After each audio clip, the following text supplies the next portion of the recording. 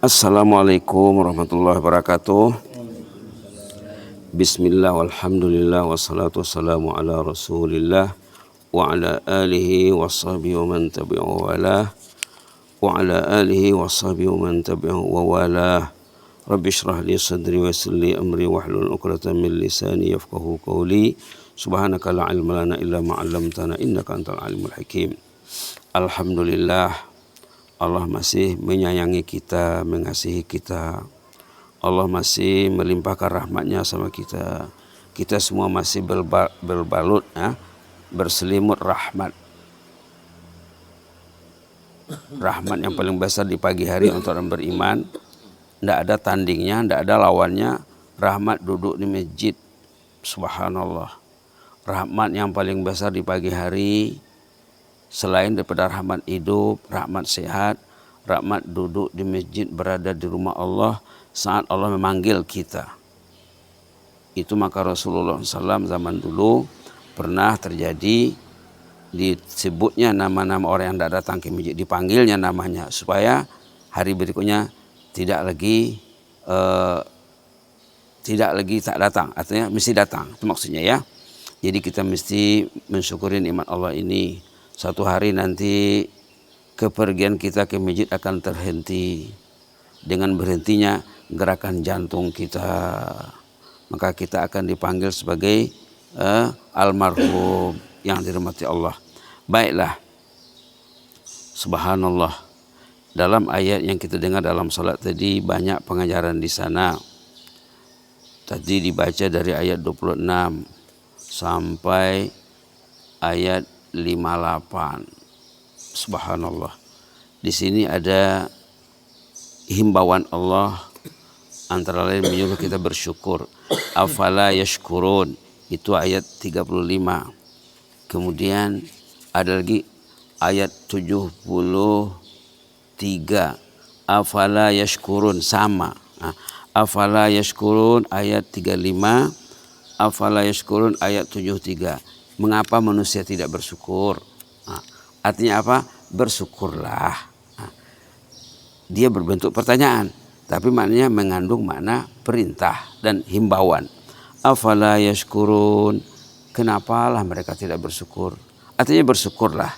Selagi kita masih sehat, syukurlah kita bisa datang ke rumah Allah. Alhamdulillah. Kemudian dalam ayat yang dibaca tadi banyak ayat tentang tauhid sebenarnya, tentang keimanan, tentang kebesaran, keagungan ciptaan Allah, dari ayat 36, 37, 38, 39, 40 sampai ayat berikutnya 41 dan seterusnya, tentang hebatnya kekuasaan Allah.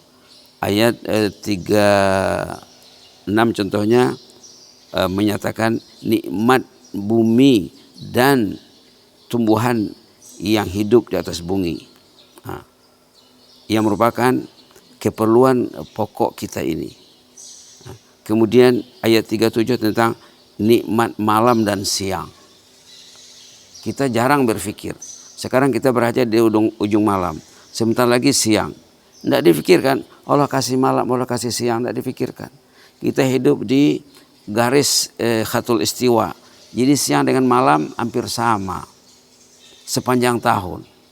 Coba orang yang duduk, yang tinggal di kutub utara, kutub selatan, ada yang malamnya 6 bulan setahun, siangnya 6 bulan.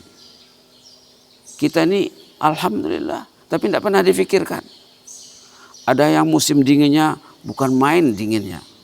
Saya pernah tinggal di musim dingin dulu, pakaian ini semacam berapa tebal pun dipakai tetap kedinginan. Subhanallah. Subhanallah. Di sana dulu mandinya kadang seminggu sekali, kadang 2 minggu sekali, karena ndak ada keringat ya, ndak ada peluh, jadi ndak mandi pun ndak apa-apa. Kalau kita di sini 2-3 kali mandi satu hari, mandi itu pun nikmat, air itu pun nikmat, tapi ndak pernah dipikirkan. Ini ayat dalam surah apa tadi? Surah ayat 37 tentang nikmat malam dan siang. Ayat 38 tentang nikmat matahari. Nikmat matahari. Matahari nikmat yang paling besar, fasilitas yang paling besar. Kalau tidak ada matahari kita tidak hidup. Tapi tidak pernah difikirkan. Tidak pernah dilihat. Subhanallah. Subhanallah. Subhanallah. Kemudian ayat 39 tentang nikmat bulan. Nikmat bulan.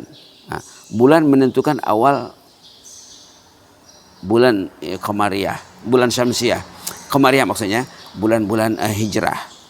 Kapan kita mau raya korban? Ditentukan oleh bulan. Nah, matahari menentukan waktu sholat. Nanti kita sholat, tadi kita sholat subuh, nanti sholat zuhur. Di mana ditentukan? Dari gerakannya matahari. Sholat asar, sholat maghrib, sholat isya ditentukan melalui matahari. Tidak ada matahari. Di negara-negara yang jauh dari Khatul Istiwa, waktu sholatnya unik sekali, waktu puasanya unik sekali. Kita ini alhamdulillah teratur. Subhanallah. Kemudian ayat 40 tentang macam mana Allah mengelola, mentadbir, mengurus, memanage, mengatur matahari dan bulan dan lain-lain dan planet yang lain. Katanya matahari itu berjalan, bekerja ikut aturannya. Bulan juga, subhanallah.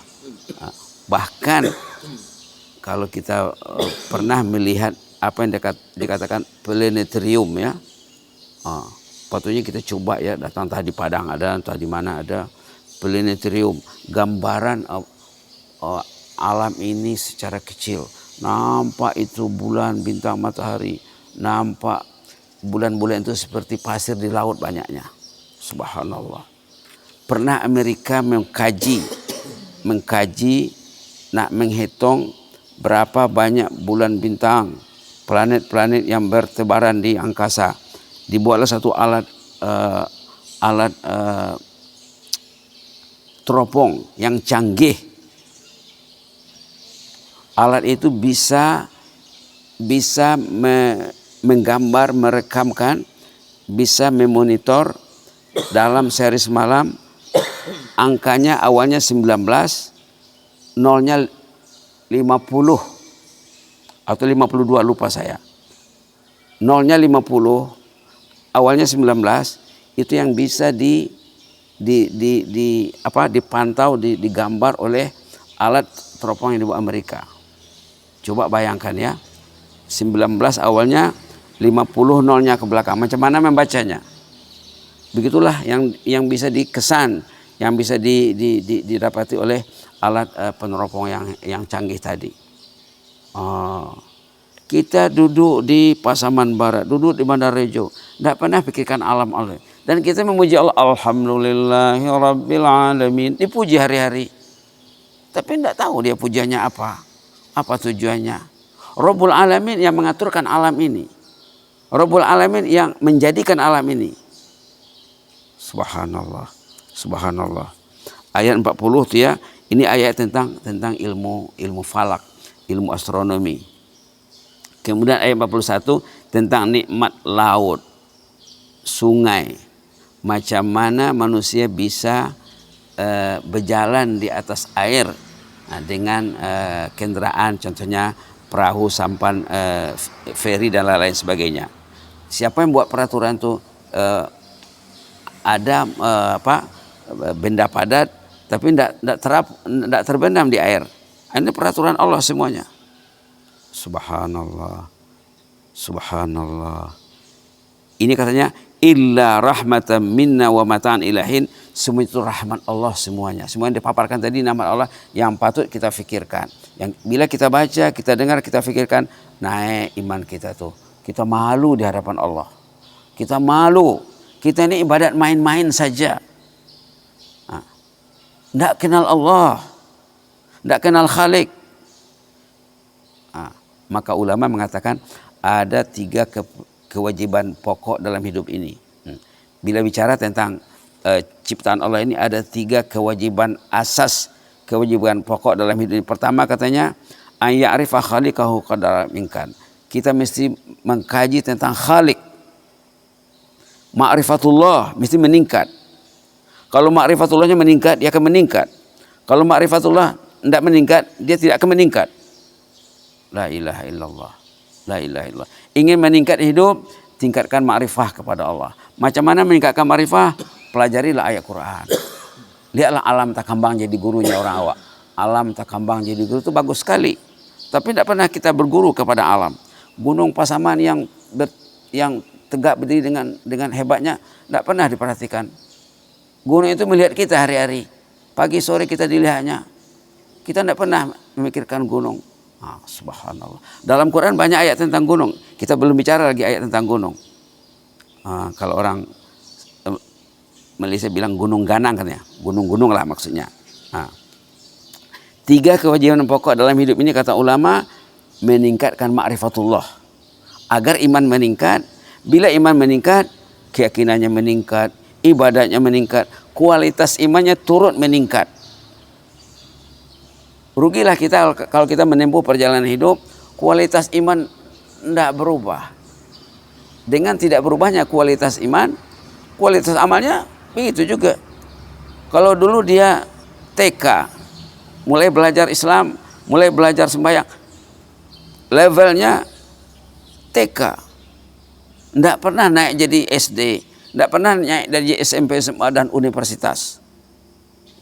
Rugi. Subhanallah. 3 kewajiban pokok dalam hidup ini kata ulama, meningkatkan ma'rifatullah 1, yang kedua mengetahui perkara yang bermanfaat, perkara yang tidak bermanfaat. Kita perlu tahu. Yang bermanfaat diambil, yang tidak bermanfaat dijauhi. Yang ketiga katanya mengetahui perihal sesudah mati. Kita perlu mengetahui perihal kita sesudah mati. Kalau saya mati hari ini macam mana saya? Ada masalah dengan istri, ada masalah dengan suami, ada masalah dengan anak, dengan cucu, dengan menantu, dengan kaum kerabat, dengan jiran, dengan masyarakat. Ada sangkut paut yang tak selesai. Masalah dengan manusia, masalah dengan Allah. Hablum minan nas, hablum minallah. Selesai enggak? Kalau saya mati hari ini macam mana? Dalam Quran sudah banyak keterangannya. Cerita orang yang mati, yang gagal hidup. Cerita yang mati, yang excellent hidupnya. Yang hidupnya, subhanallah, hidupnya sangat gemilang. Maka orang yang hidupnya gemilang, sebelum dia meninggal, dikasih tahu bapak itu, ibu akan masuk jannah, bapak akan masuk jannah, ibu akan masuk surga, bapak akan masuk surga. Jangan risau ya pak.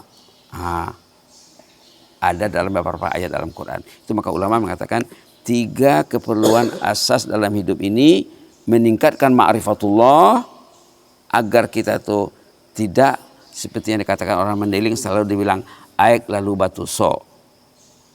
Subhanallah. Belajarlah sama bapak orang Mandailing ini apa itu maksud aik lalu batu so itu. Ibarat sungai, batu di sungai, sungainya jalan, airnya jalan dengan deras, batunya tidak pernah bergerak. Usia berjalan, status bapak itu tidak pernah berubah. Karena tidak bertambah ilmu, tidak bertambah khasyah kepada Allah, tidak bertambah takut kepada Allah, tidak bertambah cinta kepada Allah, tidak bertambah ma'rifahnya.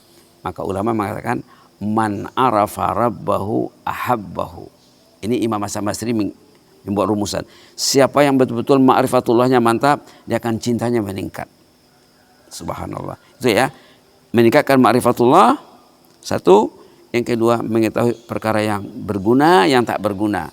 Kita 24 jam sehari semalam yang kita lalui, mungkin banyak benda yang tidak berguna kita lakukan. Jadi berarti rugilah ya. Yang ketiga tadi mengetahui perihal sesudah maut. Dalam Quran sudah banyak gambarannya, sudah banyak tuntunannya, pedomannya macam mana ingin excellent, ingin gemilang nanti matinya, dan gemilang dalam kuburnya. Hidup gemilang, mati terbilang.